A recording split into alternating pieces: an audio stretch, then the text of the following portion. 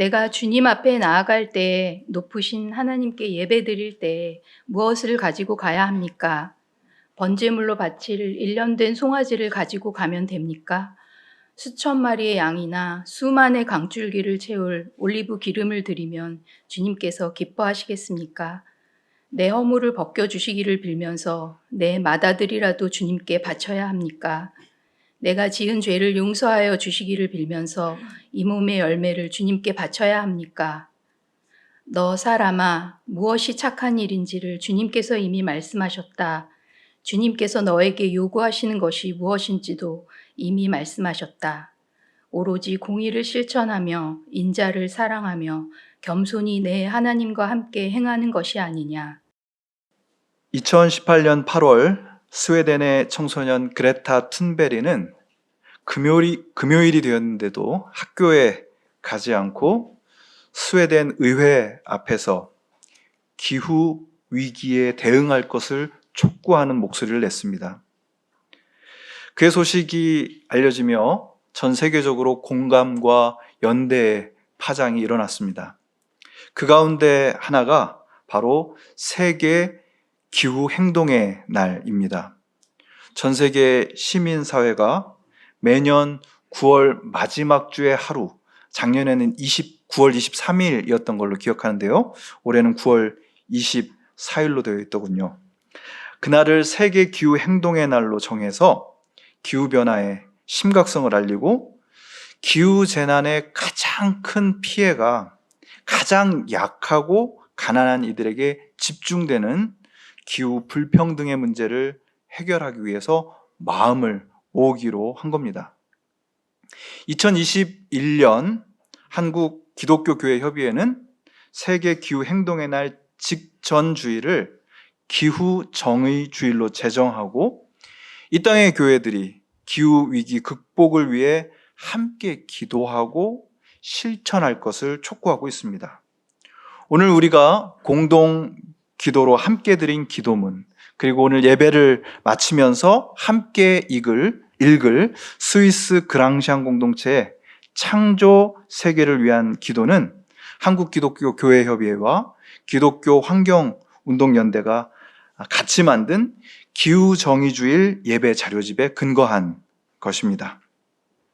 제가 오늘 예배를 위해서 그 자료집을 쭉 살펴보는데 자료집의 제일 마지막에 어떤 분들의 기도문이 실려 있는 것을 보게 되었습니다. 어떤 분들이냐? 지난 봄에 산불로 큰 피해를 입은 산청군 어느 주민이 드린 기도문.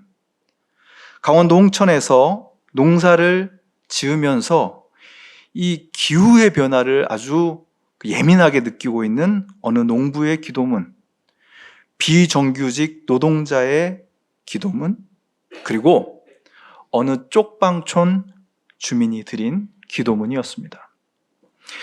저의 시선은 특별히 이번 여름의 폭염을 에어컨 없는 쪽방촌에서 나신 분의 기도문에 오래 머물렀습니다. 그 가운데 일부를 제가 여러분들에게 읽어드리겠습니다. 주님, 쪽방촌에 거하는 형제 자매들을 긍휼히 여겨 주시옵소서. 기후변화의 가장 큰 고통이 가장 낮은 곳에 사는 이들에게 집중되고 있습니다. 덥고 습하고 숨쉬기조차 어려운 날들이 이어졌습니다. 차가운 바람 한 줄기, 시원한 물 한 모금이 곧 생명이 되는 사람들의 삶을 기억해 주시고 무더위 속에서 병들지 않도록 건강을 지켜 주옵소서. 주님, 쪽방촌의 형제 자매들이 더 이상 가장 낮은 곳에서 잊혀진 존재가 아니라 주님 사랑 안에서 존귀하게 여김받는 하나님의 자녀임을 알게 해 주옵소서. 저는 이 기도문을 읽으면서 온 마음으로 함께 기도하지 않을 수 없었습니다. 그리고 마침 서울역 근처에 있는 동자동 쪽방촌에 관한 기사를 찾아 읽어보게 되었습니다. 그곳에서 15년 넘게 그곳 주민들을 위해서 헌신한 한 집사님이 계셨기 때문입니다. 너무나 좁은 곳, 너무나 낡아서 계속해서 벌레들이 출몰하는 곳, 너무나 더워서 살기 힘든 그곳 주민들이 월세도 그렇게 싸지가 않더라고요. 그런데 그곳을 떠나지 않는 이유가 있었습니다. 사실 조금만 애를 쓰면은 그곳이 아닌 다른 곳으로 가서 살 수도 있었어요. 그러나 그분들이 끝끝내 거기 머무는 이유는 거기서 오랜 세월을 함께한 이웃들이 있었기 때문이다. 그렇게 얘기했습니다. 처지들이 다 비슷비슷하다 보니까요. 그냥 얼굴만 봐도 저 사람이 지금 어떤 상태구나 라는 것을 알아주고 인사를 건네주는 이웃들. 그곳에서 약 800명이나 되는 사람들이 살아가고 있는데요. 그렇게 안부도 묻고 또 그 가난한 분들이 가진 것도 나누면서 그 힘든 계절을 난다는 겁니다. 그래서 그분들 인터뷰하면요, 그 말이 다 그래도 여기 살 수 있어서 행복하다. 이렇게 얘기합니다. 최근에 저희 교회 교우 한 분이 번역한 기후정의라는 책을 읽었습니다. 아주 얇은 책인데 거기 보니까요, 기후위기로 가장 가혹한 고통을 겪는 사람들은 예컨대 해수면의 상승 때문에 아예 자기가 살고 있는 것을 떠날 수밖에 없는 사람들입니다. 태평양 연안의 섬나라들이 그렇고요. 또 그런 비슷한 피해를 입고 있는 지역의 주민들이 있습니다. 비록 가난할 망정, 아주 덥고 힘들 망정 조상대대로 깊은 애착을 갖고 살아왔던 고향이라서 정도 많이 들고 힘들지만 행복했는데 이제 너무 물이 차올라서 그곳을 떠나야 하고 난민으로 떠돌아야 하는 그런 사람들이 너무 많아지고 있는 겁니다. 그분들이 겪고 있는 상실 그리고 괴로움을 누가 어떤 방식으로 보상할 수 있을까요? 그 모습을 가만히 지켜보고 있으니까 기가 막힙니다. 사실 그런 지역에 살고 있는 분들은요, 탄소 배출과는 거의 무관한 삶을 살았다고 해도 과언이 아닙니다. 그런데 그분들이 탄소 배출, 지구온난화, 해수면 상승으로 가장 큰 피해자가 된 것 아니겠습니까? 에너지를 많이 써서 문제 일으키는 사람들은, 그런 나라들은 진지하게 책임을 질 생각을 도통하지 않습니다.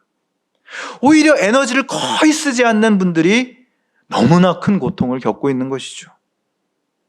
이것을 기후 부정의, Climate Injustice라고 부릅니다.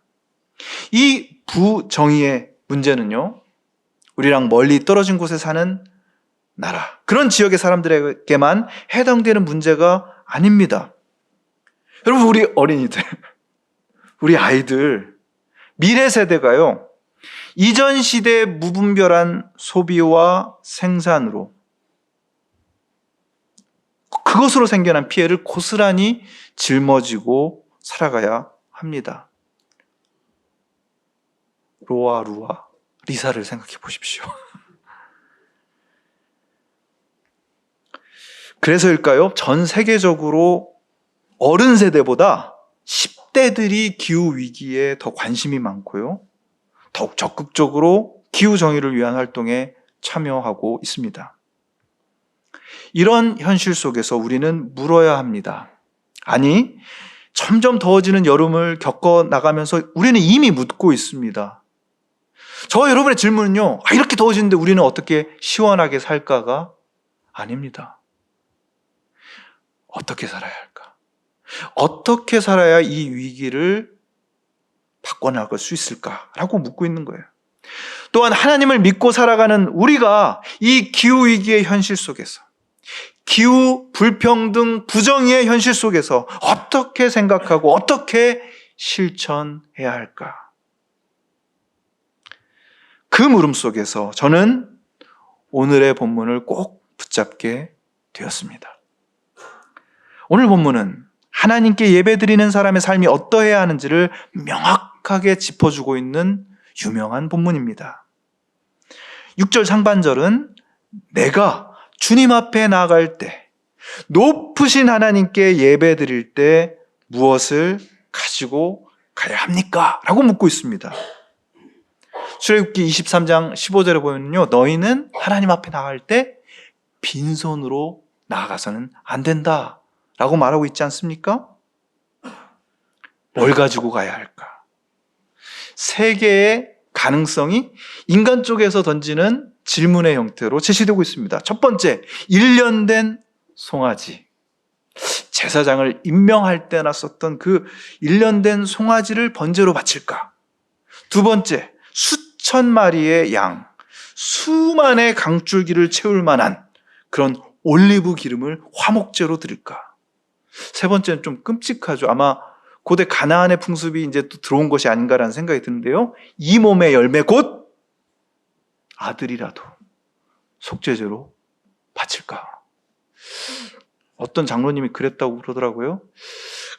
아들은 못 바치겠는데 남편은 좀 생각해 보겠습니다. 네. 아유, 끔찍하잖아요. 자식을 바치다니. 이 세 가지는요, 고대 세계에서 가능한 제사의 모습을 다 열거한 것이라고 볼 수 있습니다. 이거요, 참 정성스러운 인간의 모습입니다. 신 앞에서 내가 가진 최고의 것을 드리겠다는 마음 아니겠어요? 이 세 가지 질문은 정성스럽게, 더 정성스럽게, 가장 정성스럽게 예배하겠다는 마음의 표현입니다. 예배를 위해서 지극정성을 다하려는 마음이죠. 가장 높으신 하나님께 예배하는 것이니 가장 좋은 것, 가장 소중한 것을 바치는 게 아깝지가 않은 겁니다. 하나님을 사랑하기 때문 아니겠어요? 그 정성이, 그 정성스러운 마음이 지극할 때 지성이면 감천, 하늘의 마음이 움직인다. 그래서 우리를 향한 하나님의 뜻이 이루어질 것이라는 믿음이 우리에게 있습니다. 여러분, 근데 바로 그렇기 때문에 오늘 본문 예언자 미가를 통해서 우리에게 주시는 하나님의 말씀이 충격적입니다. 그 옛날 구약의 신앙인들에게도 그랬을 거고요. 오늘 정말 지극정성으로 주일 예배를 사수하려는 한국교회 신앙인들에게도 상당히 충격적인 도전입니다. 1년 된 송아지를 드릴까요? 수천 마리의 양, 수만의 강물 같은 기름을 바칠까요? 자식을 바칠까요? 세 가지 질문 앞에서 주님께서요, 전혀 다른 세 가지 대답을 주십니다. 오로지 공의를 실천하며 인자를 사랑하며 겸손히 내 하나님과 함께 행하는 것, 바로 그것 아니겠느냐라고 말씀하고 계신 것이죠. 저는 하나님께서 미가 예언자를 통해 주시는 이 말씀과 마주해서 이런 마음이 떠오르는 것을 느꼈습니다. 정성이 아니라 정의다. 혹은 정성도 중요하지만 정말 원하시는 것은 정의다. 우리가 가진 성경에서 공의 혹은 정의라고 번역되는 히브리어 미슈파트는 하나님의 마음, 하나님의 말씀과 법도의 근거에서 이루어지는 올바른 사회 질서를 가리키는 말입니다.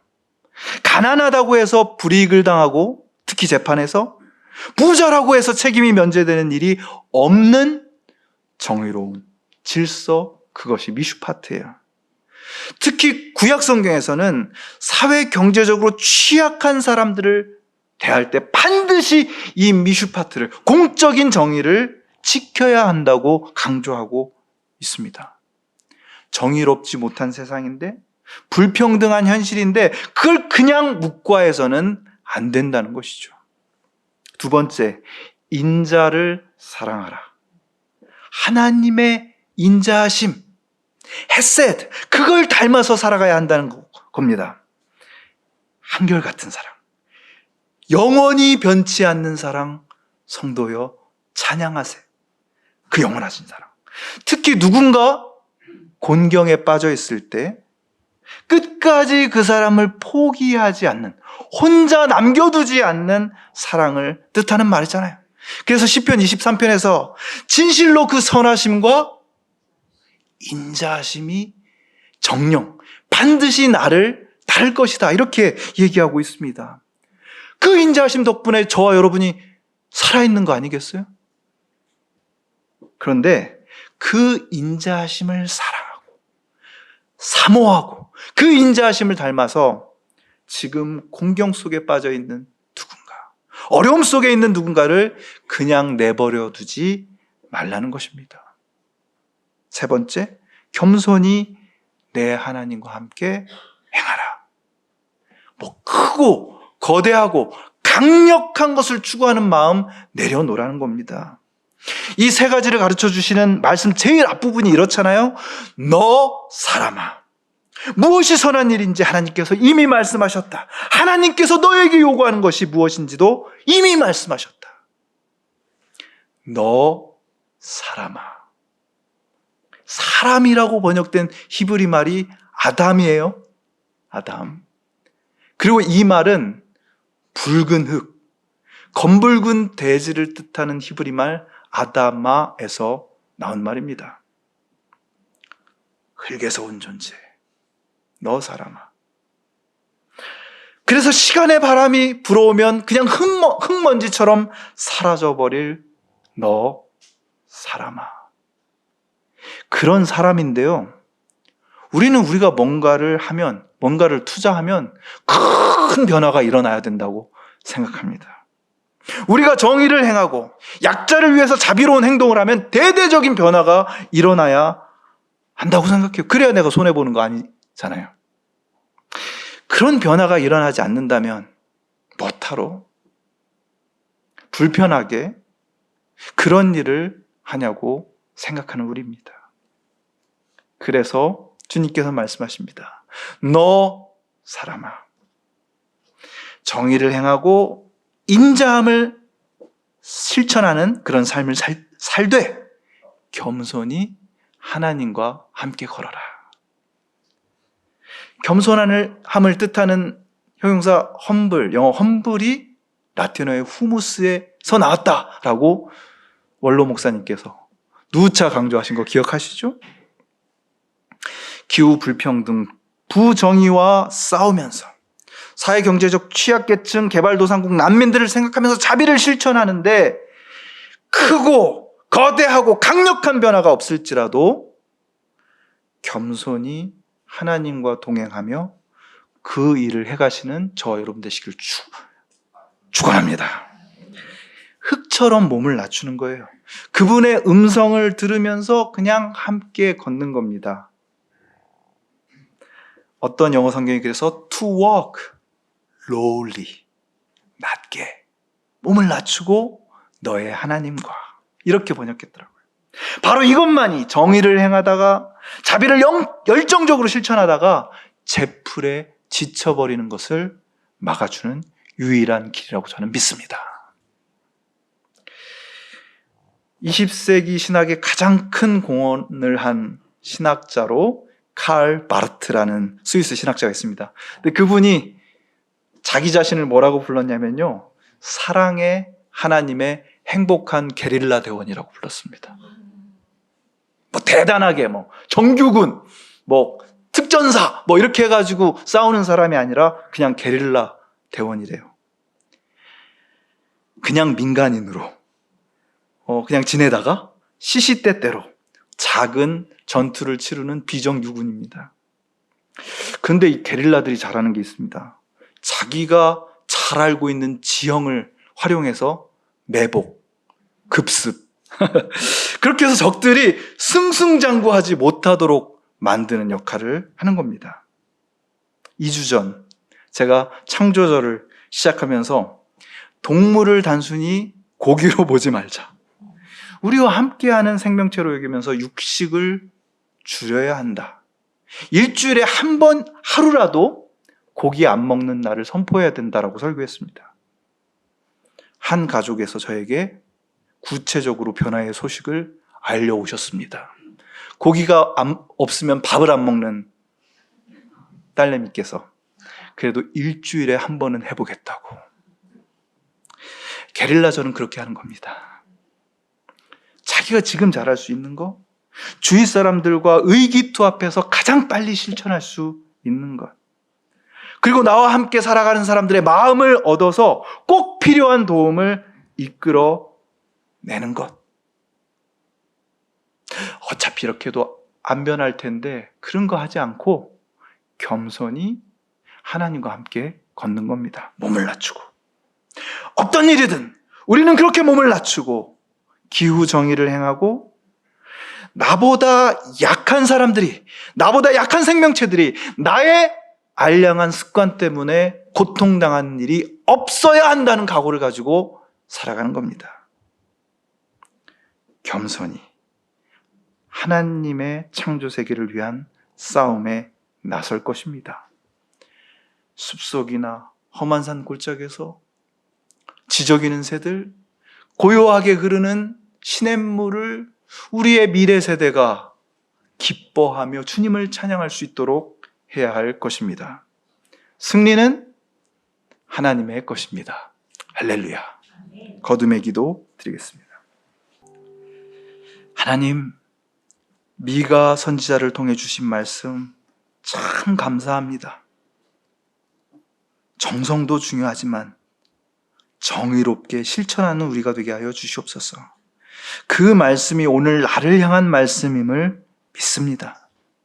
불평등으로, 부정의로 일그러진 세상을 탄식만 하며 좌시하는 것이 아니라 겸손히 몸과 마음을 낮추고 하나님의 음성에 순종하는 삶, 내가 할 수 있는 모든 것을 동원하여 정의를 행하고 하나님의 그 인자하심을 닮아 살아가는 삶을 살아가게 하여 주시옵소서. 그 길에 언제나 함께 하시는 예수 그리스도의 이름으로 기도하옵나이다. 아멘.